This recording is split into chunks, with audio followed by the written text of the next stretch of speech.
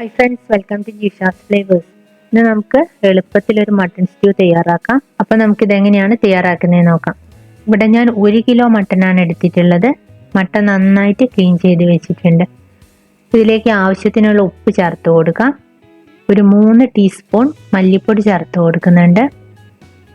കുറച്ച് കറിവേപ്പില ചേർത്ത് കൊടുക്കാം. ഇവിടെ 6 പച്ചമുളക് ഞാൻ എടുത്തിട്ടുണ്ട്. പച്ചമുളകും കുരുമുളക് പൊടിയാണ് എരിവിനായിട്ട് ഇതിലേക്ക് ചേർത്ത് കൊടുക്കുന്നത്. ഒരു മീഡിയം സൈസ് ഇഞ്ചി ചെറുതായി കട്ട് ചെയ്തതിന് ശേഷം ചേർത്ത് കൊടുക്കാം.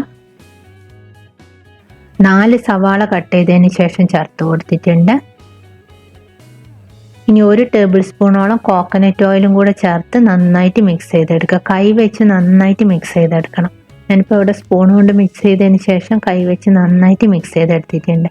ഇത് നമുക്ക് 1 മണിക്കൂറോളം മാരിനേറ്റ് ചെയ്ത് വെക്കണം. അതിനുശേഷമാണ് നമ്മൾ കുക്കറിൽ വേവിച്ചെടുക്കുന്നത്.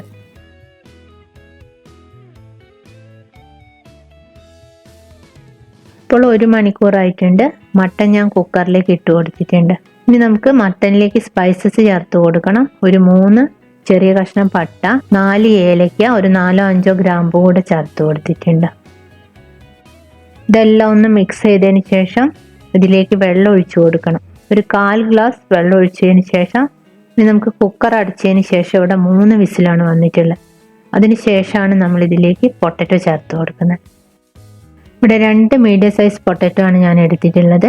പൊട്ടറ്റോ തൊലിയെല്ലാം കളഞ്ഞതിന് ശേഷം ഇതേപോലെ ഒരു മീഡിയം സൈസ് വലിപ്പത്തിൽ കട്ട് ചെയ്ത് വയ്ക്കാം.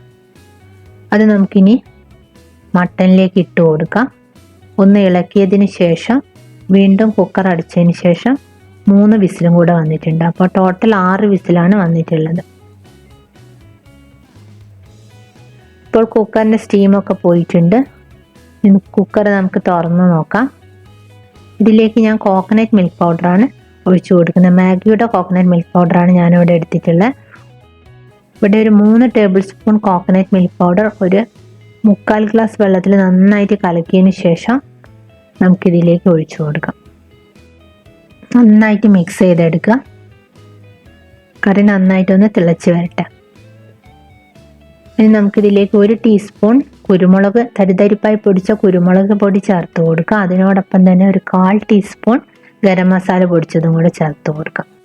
ഉപ്പൊക്കെ ചെക്ക് ചെയ്ത് നോക്കുക. ആവശ്യമുണ്ടെങ്കിൽ ഉപ്പ് ചേർത്ത് കൊടുക്കാം. അവസാനമായിട്ട് കുറച്ച് കറിവേപ്പിലയും മല്ലിയിലയും ചേർത്ത് കൊടുക്കാം. മല്ലിയില കുറച്ചധികം ചേർത്ത് കൊടുക്കണം. ഇപ്പോൾ ഇവിടെ എളുപ്പത്തിലുള്ള മട്ടൺ സ്റ്റ്യൂ റെഡി ആയിട്ടുണ്ട്. ഇത് ആർക്കും തയ്യാറാക്കാം. ബാച്ചിലേഴ്സിനൊക്കെ പെട്ടെന്ന് തയ്യാറാക്കാം. കാരണം നമ്മളിത് ഉള്ളിയൊന്നും വഴറ്റിയിട്ടല്ല ചെയ്യുന്നത്. ഇപ്പോൾ എല്ലാവരും ഈ ഒരു രീതിയിലൊന്ന് ഉണ്ടാക്കി നോക്കാം. മറ്റൊരു നല്ല റെസിപ്പിയുമായി അടുത്ത വീഡിയോയിൽ കാണാം. Thank you.